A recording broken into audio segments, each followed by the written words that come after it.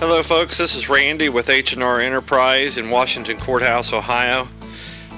Today we're going to show you the initial startup of the Rider 8. It's a 125cc with forward and reverse. It's fully automatic, otherwise there's no shifting once you're in gear. Just to point out a few features and the startup, we've assembled these units and showed them in past videos. And so we want to complete. This is the new green and yellow color, really nice unit. And we've also got a Barbie pink Rider 8. These units were sold and are assembled, ready to ride for the customer to pick up here at our store. You can order these online at getthemax.com, the three words together, getthemax.com, or you can give us a call, 877-937-2666. You can place your orders, you can pay for them when you pick them up, or you can pay for them and we'll ship them to you. There's several different ways that we sell these units. Okay, to get on with it. This unit has been prepped and ready to start up, but we're going to show you a few things that we do here in getting ready. First of all, I never showed you on the past videos the installation of the battery. We've installed the battery already, but we had to charge it, fill it with acid and charge it first. There is a little multi-cell acid bottle that comes with it. It's very easy to use. You don't have to really worry about spilling anything on you. The way they're set up, you just need to follow instructions. It's got little foil caps on the top of each reservoir that matches up with each cell of the battery, and you turn it upside down and you push it into, which there's a little cover you can't see from here, into the pointed inlets into this battery. And if you start kind of at an angle and push it and then just work down and push the bottle down onto it, and the acid will then start to flow in the battery. A lot of times it's slow or it won't go into the battery because it needs an air vent. And they provide a tack, or you can have a tack and poke a little hole, which would be the bottom of the container, but once you flip it upside down it's to the top, and press a little hole in it and allow the acid to drain into it. Allow it to completely drain, put the cover, sealed cover back on it. Very simple instructions, and then you're ready to charge it for approximately 3 hours with a little trickle charger that's provided with these units, and that you can continue to use to keep the batteries charged up and fresh.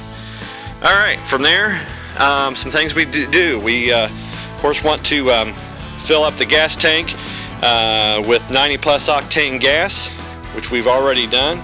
Just be careful not to spill any.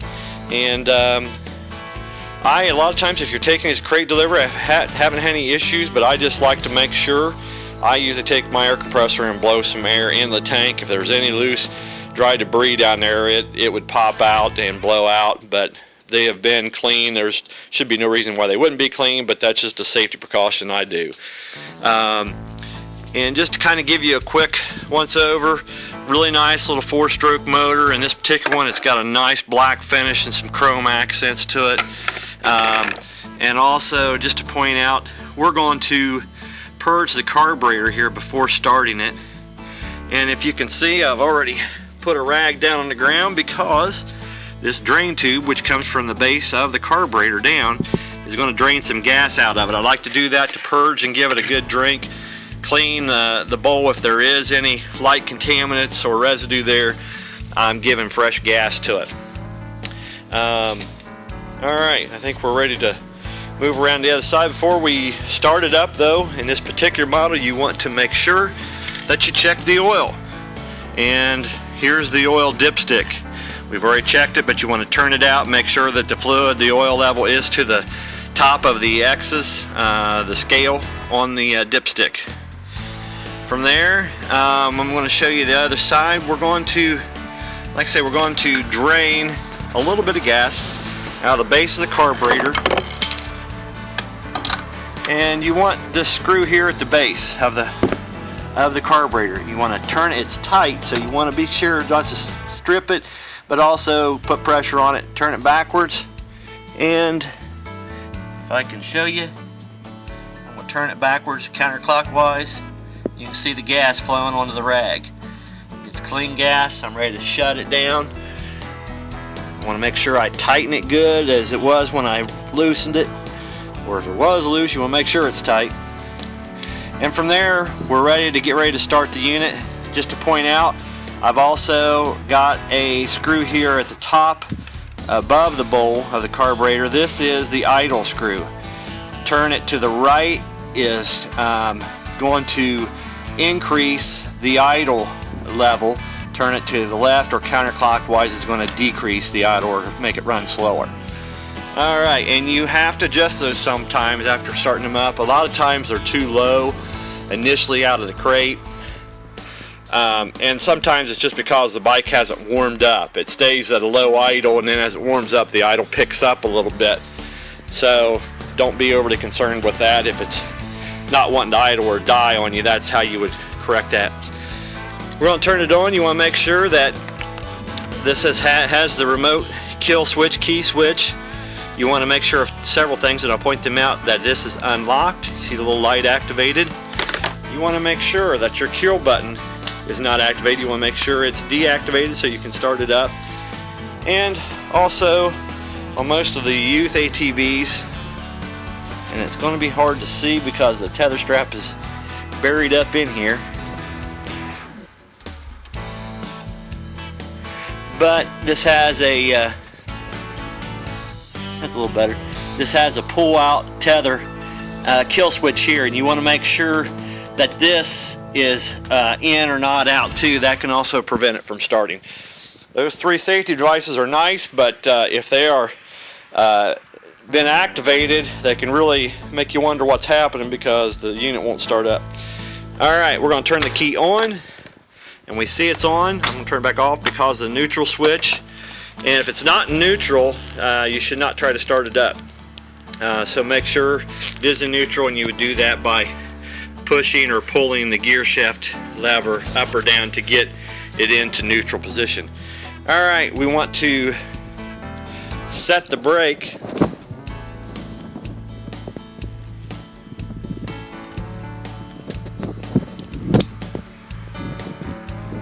Apologize for all that camera movement. It's hard to work it here with one hand. But I have set the brake, and you always have to pull the brake in order to be able to activate the starter. Alright, got the key on. I'm going to go ahead and try to fire it up here. One thing I didn't point out real quick, and I do want to show you, is this does have a manual choke on the carburetor, and this is the lever right here. You would pull it up if it's really cold and you haven't started, it's not warmed up. But this unit should fire up. Alright. Kind of get an idea of how it sounds and idles. And I can tell you, if you can get a good indication from here, the idle's just a little high on this right now. We'll wait till it warms, clear up, make sure that that level stays the same. Otherwise, we may need to adjust it down a little bit. And the reason you don't want it too fast, excuse me, is because when you're trying to put it in gear, it really makes it abrupt in going in gear. Maybe it wants to jump or almost take off on you, and it'll also make the gears grind more trying to do that. It's just not the way you should operate it, and it's not safe, and it's hard on the transmission as well because it's trying to engage it at a higher RPM. You want to get that RPM level down to where you can put it in gear nicely and it's not going to move or take off, and it's not dying. This has also got lights on it. You can see the switch here. I'll turn those on. And you can see they're now on. And you can see it's got the brake light is activated because I've got the parking brake on.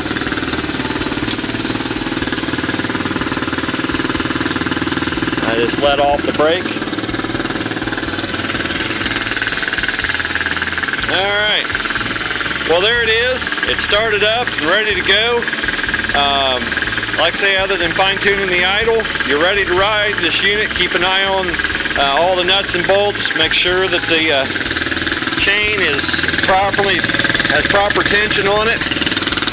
And we'll, in a future video, show you how to adjust the chain. I'm going to show you how the key tag remote works. Hit that and that will kill it. You just have to make sure that you hit the deactivate button, the unlock, and make sure you turn the key off when you're leaving the unit.